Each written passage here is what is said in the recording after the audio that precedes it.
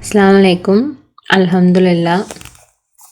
இன்ஷா அல்லாஹ் நம்ம இன்றைக்கி பார்க்க போகிற சப்மிட்டர்ஸ் பெர்ஸ்பெக்டிவ் ஆர்டிக்கல் வந்து ஜான்வரி 2000 ஆண்டு வெளிவந்த எடிஷன்.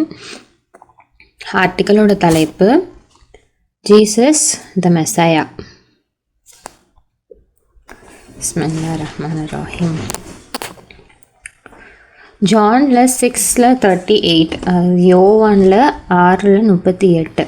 ஏனென்றால் நான் என் சொந்த விருப்பத்தை செய்ய அல்ல, என்னை அனுப்பியவருடைய விருப்பத்தை செய்யவே பரலோகத்திலிருந்து இறங்கி வந்தேன்.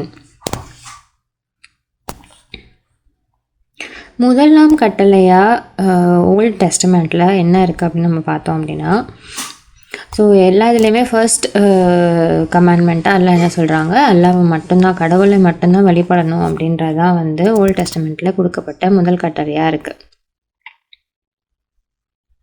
ஸோ அவருக்கு இணையாக நம்ம வந்து மற்ற கடவுள்கள் மற்ற இணை எதுவுமே அமைச்சிக்க கூடாது, அவரை மட்டும்தான் தனித்து வணங்கணும் அப்படின்றது தான் முதல் கட்டளையாக இருக்குது. ஸோ ஜீசஸ் வந்து ப்ரீச் பண்ணதில், அவர் சொல்லி கொடுத்ததில் 2 பெரிய முக்கியமான கட்டளைகளாக வந்து என்ன இருக்குது அப்படின்னு சொன்னால், ஃபஸ்ட்டு ஒன்று வந்து உங்களுடைய இரட்சகரை உங்கள் முழு மனதோடையும் உங்களோட ஆன்மாவோடையும் உங்கள் முழு மனசோடையும் நீங்கள் வந்து அவரை நேசிங்க, அவர் மேலே அன்பு செலுத்துங்க அப்படின்றதான் ஜீசஸ் வந்து நம்மளுக்கு சொல்லித்தராரு. இதுதான் ஒரு மிகப்பெரிய ஒரு கமாண்ட்மெண்ட்டாக வந்து இருக்குது. 2வது என்ன அப்படின்னு பார்த்தோன்னா, உங்களோட நெய்பர்ஸை வந்து உங்களை நீங்கள் எப்படி நேசிப்பீங்களோ அது மாதிரி அவங்களையும் நேசிங்க அப்படின்னு வந்து சொல்கிறாங்க.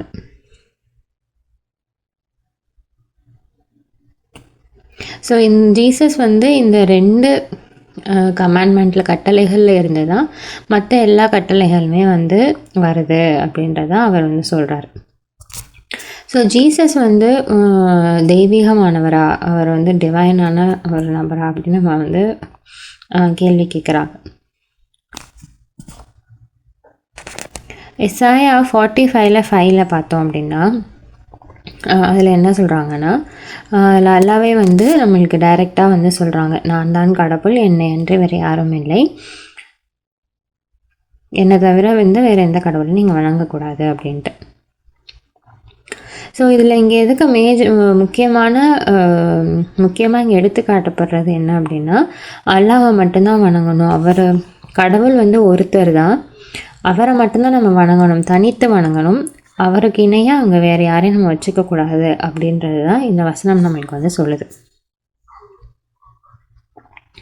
ஸோ இதுக்கு அடுத்தடுத்து இந்த சூறாவில் வர வசனங்கள் நம்ம பார்த்தோம்னாலும் நிறைய வசனங்களில் வந்து இதே மாதிரியான கருத்துக்களை தான் வந்து சொல்கிறாங்க.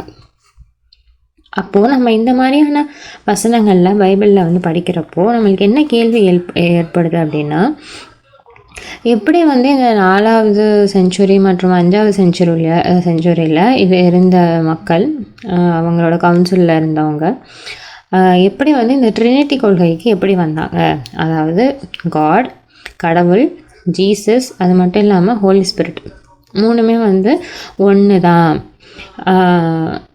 நம்ம ஒன்றா தான் அதை வந்து வணங்கணும் அப்படின்ற கொள்கைக்கு இவங்க எப்படி வந்தாங்க அப்படின்ற கேள்வி நம்மளுக்கு வந்து ஏற்படுது. ஸோ இந்த ட்ரினிட்டி கொள்கைக்கு எதிர்க்க வைக்கிற ஆர்குமெண்ட்டில் அவங்க என்ன சொல்கிறாங்க அப்படின்னா, அதாவது வந்து இந்த 3மே ஒன்று தானே, அவங்க ஒரு கடவுளை தான் வணங்க சொல்கிறாங்க, இது 3மே ஒன்று தான், சேர்ந்து தான் ஒரு கடவுள், 3மே ஒன்று தான் அப்படின்ற மாதிரியான கருத்துக்கு அவங்க வந்து வராங்க. ஸோ அப்போ அடுத்து நம்ம அப்படின்ற இதை வந்து நம்மளுக்கு வந்து அவங்க எடுத்து வைக்கிறாங்க. ஸோ அடுத்த கேள்வி நம்மளுக்கு வந்து என்ன வருது அப்படின்னா, ஸோ இப்படி தான் கடவுளை நம்ம வந்து வழிபடணும், அதாவது இந்த 3ஐயும் சேர்த்து தான் கடவுளை நம்ம வந்து வழிபடணும், 3மே தனித்தனி ஆனால் 3மே சேர்த்து தான் வந்து ஒரு கடவுள் அப்படின்ற கொள்கைக்கு நம்ம வரணும் அப்படின்னா, இந்த மாதிரியான ஒரு குவாலிட்டி, இந்த மாதிரியான ஒரு தன்மையை ஏன் வந்து கடவுள் வந்து எந்த ப்ராஃபட்ஸ்கிட்டையுமே, எந்த நபிமார்கள்கிட்டையுமே, எந்த தூதர்கள்கிட்டையுமே, ஏன் ஜீசஸ் கிட்ட கூட ஏன் சொல்லலை? அது வந்து கிறிஸ்துவத்தோட ரொம்ப முக்கியமான ஒரு கொள்கையாக தான், அடிப்படை கொள்கையாக இருந்துச்சு அப்படின்னா ஜீசஸே அதை வந்து சொல்லியிருக்கணுமே, அவர் ஏன் வந்து அதை சொல்லலை? அது மாதிரி இந்த பைபிளில் எங்கேயுமே வந்து இந்த ட்ரினிட்டி கொள்கையே வந்து சொல்லப்படலை, ஏன் சொல்லப்படலை அப்படின்ற கேள்வி வந்து நம்மளுக்கு வந்து வருது. ஸோ பைபிளில் சில வசனங்கள் வந்து வருது. அதில் வந்து ஜீசஸ் எப்படி சொல்கிறாங்க அப்படின்னா, நானும் பிதாவும் வந்து ஒன்று தான் அப்படின்ற மாதிரி அவர் சொல்கிறாரு. ஸோ இது வந்து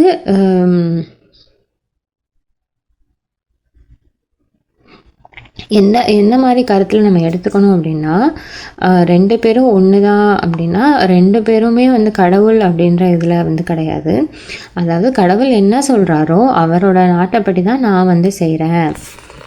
ஸோ நான் செய்கிறது வந்து கடவுளோட நாட்டைப்படி தான் அப்படின்ற அர்த்தத்தில் தான் வந்து அவங்க சொல்கிறாங்க.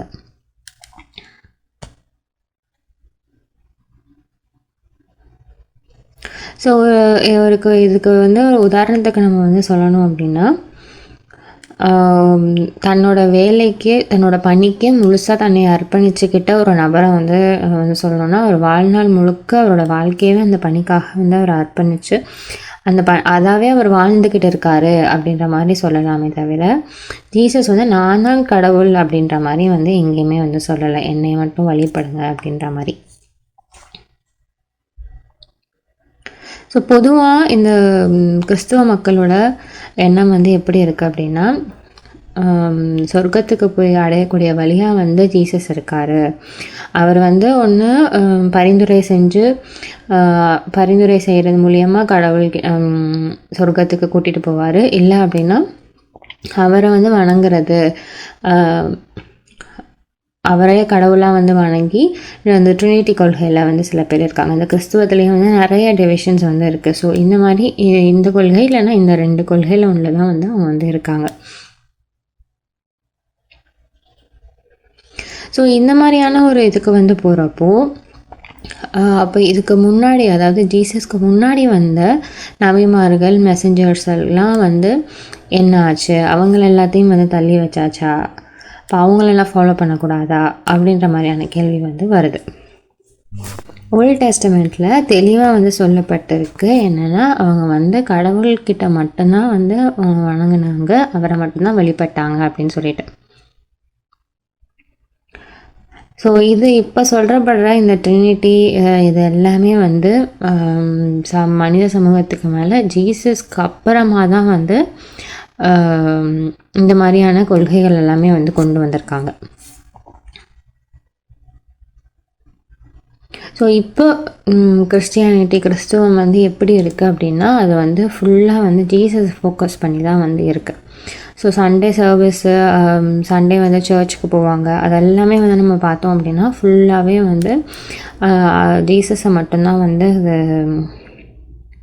இதுவாக வந்து வச்சு தான் அவங்க வந்து பண்ணுவாங்க.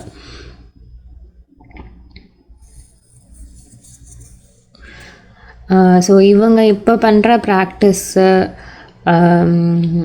இதுக்கு அவங்க வணங்குற விதம், அவங்களோட வணக்க வழிபாடு எல்லாமே வந்து ஜீசஸ் டைமில் ஜீசஸ் பண்ணது, இல்லை ஜீசஸை டைரெக்டாக ஃபாலோ பண்ணவங்களுக்கு எல்லாமே வந்து இது ஆப்போசிட்டாக தான் வந்து அவங்க இப்போ பண்ணிகிட்ருக்காங்க. அப்போ ஜீசஸ் என்ன பண்ணாரோ அதை இந்த மக்கள் வந்து இப்போ பண்ணலை. ஸோ பைபிளில் வந்து புதிய ஏற்பாட்லேயும் சரி, பழைய ஏற்பாட்லேயும் சரி, எங்கேயுமே வந்து இந்த ட்ரினிட்டி அப்படின்ற வார்த்தையே வந்து எங்கேயுமே வந்து எல்லாம் மென்ஷனே பண்ணலை. ஆனால் இப்போ உள்ள கிறிஸ்டியன்ஸ் வந்து எல்லாருமே வந்து அதை தான் வந்து நம்புகிறாங்க. ஜீசஸ் வந்து எந்த ஒரு சூழ்நிலையிலையுமே அவர் வந்து எந்த ஒரு பாயிண்ட்லேயுமே அவர் வந்து நான் தான் கடவுள் அப்படின்னு அவர் எங்கேயுமே வந்து சொல்லவே கிடையாது.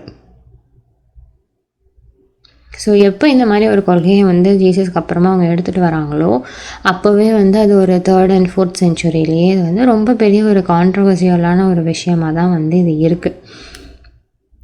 ஸோ இப்போ வரைக்கும் வந்து நிறைய மக்கள் அதை வந்து அகேன்ஸ்டாக தான் வந்து சொல்லிகிட்டு இருக்காங்க. ஸோ ஜீசஸ் இறந்து 400 வருடங்களுக்கு அப்புறமா தான் வந்து சர்ச், கவுன்சில் ஆஃப் சர்ச் வந்து இந்த மாதிரி ட்ரினிட்டி அப்படின்றதே வந்து அதாவது இப்படி தான் நம்ம வந்து ஃபாலோ பண்ணணும் அப்படின்ற ரூல்ஸு, அதோட ப்ராக்டிசஸ்ஸு எல்லாமே வந்து அதுக்கப்புறமா தான் கொண்டு வராங்க. எப்படி வந்து முகமது நபி இறந்து அவ்வளோ வருஷங்களுக்கு அப்புறமா தான் வந்து ஹதீஸ் வந்து எழுதப்படுதோ, இப்போ உள்ள முஸ்லீம்கள் எப்படி அதை தான் வந்து ஃபாலோ பண்ணிகிட்டு இருக்காங்களோ, அதே மாதிரி தான் இந்த கிறிஸ்துவ மதமும் வந்து இப்போ வந்து இருக்குது. ஸோ இவ்வளோ முக்கியமான ஒரு விஷயமா இருந்துச்சு அப்படின்னு சொன்னால், அதை ஏன் வந்து எந்த வேதத்துலேயும் அது வந்து குறிப்பிடாமல் இருக்குது? அது ஏன் வந்து ஜீசஸ் அவர் வாயால் சொல்லலை? ட்ரினிட்டி அப்படின்ற வார்த்தையை வந்து ஏன் அவர் வந்து சொல்லலை? இல்லை இதுக்கு முன்னாடி வந்து எந்த ப்ராஃபிட்ஸுமே வந்து எதுக்கு சொல்லலை? எல்லாருமே ஏன் ஒருத்தர் மட்டும்தான் சொன்னாங்க? அப்படின்ற கேள்வி வந்து நம்மளுக்கு வந்து வரும். ஸோ எப்போவுமே வந்து அல்லாஹ் ஸ்கிரிப்சரை கொடுத்து, நபித்துவத்தை கொடுத்து அருள்பாலிக்கப்பட்ட ஒரு நபர், ஒரு மனிதர் என்றைக்குமே அவர் வந்து என்னையே வந்து கடவுளாக வணங்குங்க, கடவுளுக்கு பதிலாக என்னையே வணங்குங்க அப்படின்னு வந்து அவர் என்றைக்குமே வந்து சொல்ல மாட்டார்.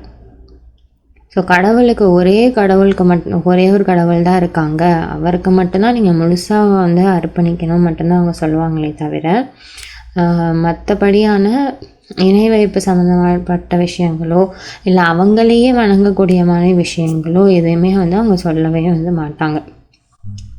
ஸோ இந்த கிறிஸ்துவத்தை வந்து ஜீசஸ்க்கு அப்புறமா மக்கள் இப்படி வந்து அதை சிதைச்சி வச்சுருக்கனால எல்லாம் நம்மளுக்கு குரானில் வந்து தெளிவாக எடுத்து சொல்கிறாங்க. அதே வார்த்தையை சொல்லியே வந்து சொல்கிறாங்க.